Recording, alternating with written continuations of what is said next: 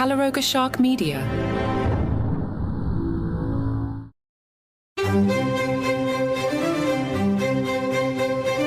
Hello and welcome to Palace Intrigue. I am your host, Mark Francis. Prince Harry's PR team was apparently working hard as they fed this story to people before they too ultimately quit because they can't deal with Duchess Difficult. People tells us Harry kicked off his New York City trip with family on his mind before stepping on stage at the 2024 Concordia Annual Summit. Harry FaceTimed Meghan and the kids. Harry even gave them a virtual tour of the event space at the Sheraton New York Times Square Hotel. During his first day in New York, Harry highlighted the Diana Award in a panel discussion on mental health. He was joined by Dr. Tessie Ojo, CEO of the Diana Award, along with two award recipients, Chiara Rianti, Huta P. Zhang, and Christina Williams. Zhang shared, "He is just so kind-hearted. He comforted us after as well. Backstage, he was actually calling Meghan. I thought it was just so sweet, and it helped humanize him." Williams also praised Harry, saying, "Here is someone in a high-level role who really cares about young people, cares about our voices and our actions. I am leaving the experience still maintaining that admiration or even more."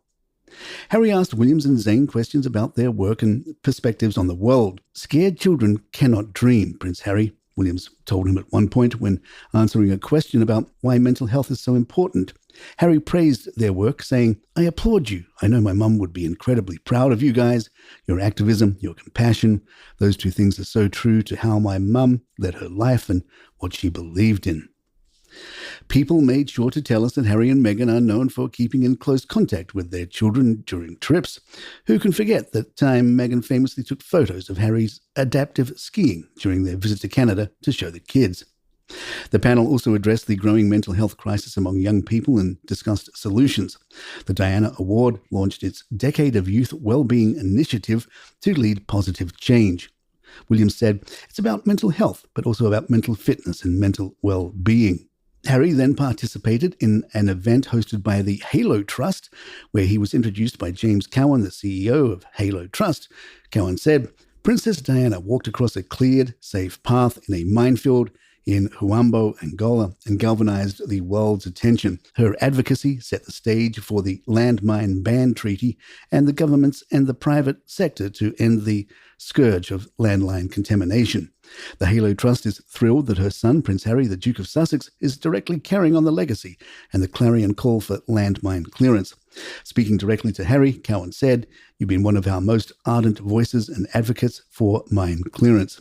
Harry spoke, "The Halo Trust work in Angola meant a great deal to my mother. Carrying on her legacy is a responsibility that I take incredibly seriously. Much has changed in my life and the world since 2019 when I first visited Huambo.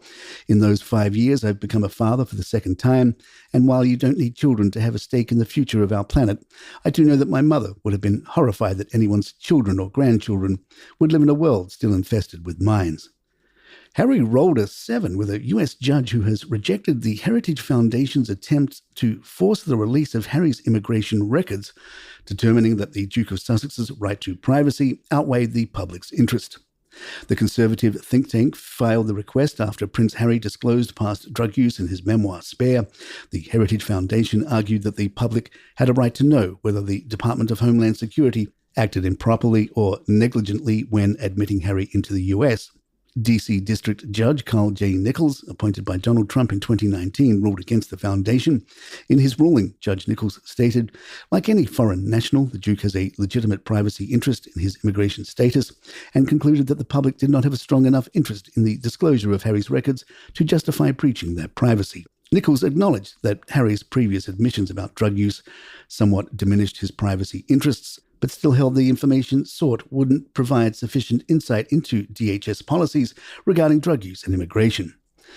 The case arose after Harry revealed in Spare that he had used drugs including cocaine, cannabis, and psychedelic mushrooms. His admissions spurred the Heritage Foundation to file a Freedom of Information Act, an FOIA request to find out if Harry's visa application had disclosed this drug use and whether DHS had waived any ineligibility rules.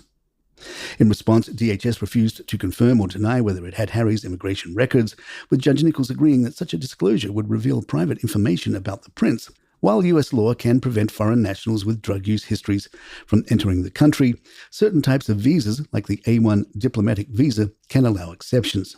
The Heritage Foundation argued that releasing Harry's records could reveal whether DHS had been negligent in allowing him into the country.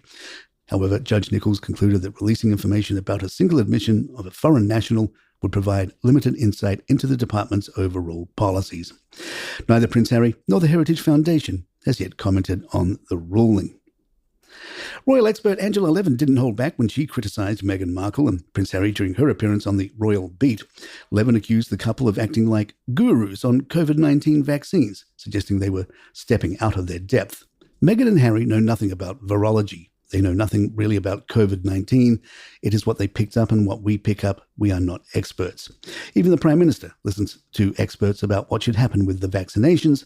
Meghan and Harry sort of jump in as if they are gurus. Harry's recent solo appearance at the 1805 Live charity concert in California came with some awkward moments, adding a dose of unintentional drama to the event.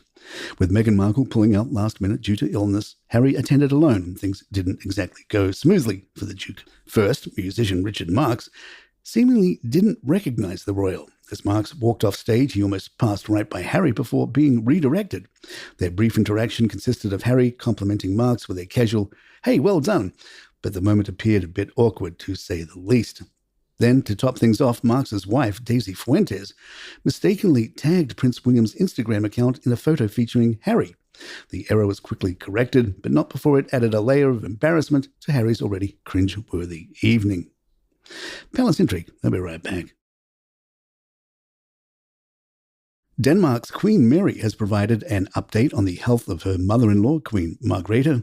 While attending engagements in Copenhagen, Queen Mary was asked about Margrethe's condition following her recent hospitalization. Queen Mary responded, "She is doing very well. I have had the opportunity to visit her several times since she came home. She is very friendly and keeps her spirits high. Thank you for the question." Queen Margrethe was hospitalized on September 18th after a fall at Fredensborg Palace. She was discharged 2 days later, but will remain on sick leave for some time, having sustained an injury to the vertebrae in her neck and a fracture to her left hand. Several of Queen Margrethe's upcoming engagements have been cancelled as a result of her health. King Frederick took a solo trip to Berleburg, Germany this weekend to visit family, leaving Queen Mary to step in as regent. On Friday, Mary's role as regent became official when the king's whereabouts were unknown, but by Sunday, it was confirmed that Frederick had been in Germany. He was pictured in a German newspaper alongside his cousin Gustav. This marked the first time Queen Mary had to serve as regent since assuming her title earlier this year. The role of regent involves stepping in to govern the state when the monarch is unable to fulfill their duties. Last week, King Charles gave royal fan Alice Rice a birthday surprise she won't soon forget. As she celebrated her 87th birthday while visiting the grounds of Dumfries House, she unexpectedly crossed paths with the monarch himself. In a heartwarming clip shared on the King's official social media, Charles was seen taking a stroll when he came upon Alice. With a warm smile, he wished her many congratulations and shook her hand. Alice's reaction, equal parts shock and joy, made it clear that this unexpected meeting was the highlight of her day. The royal social media team added a touching caption. The King gave Alice Rice the surprise of her life when she bumped into him in the grounds of Dumfries House last week on her 87th birthday. It went on to note that while Alice was simply enjoying her visit to the estate, which is open to the public, she was delighted to share her special day with the King himself. And there you have it. If you'd like to email us, our address is thepalaceintrigue@gmail.com. Please follow us on Spotify, Apple, or the app of your choice. And write us a review, hit those stars if you're enjoying the show. Don't forget we have subscriptions and merch available. You can get all those details in the show notes or episode notes. I'm Mark Francis. My thanks to John McDermott. This is Palace Intrigue and good times.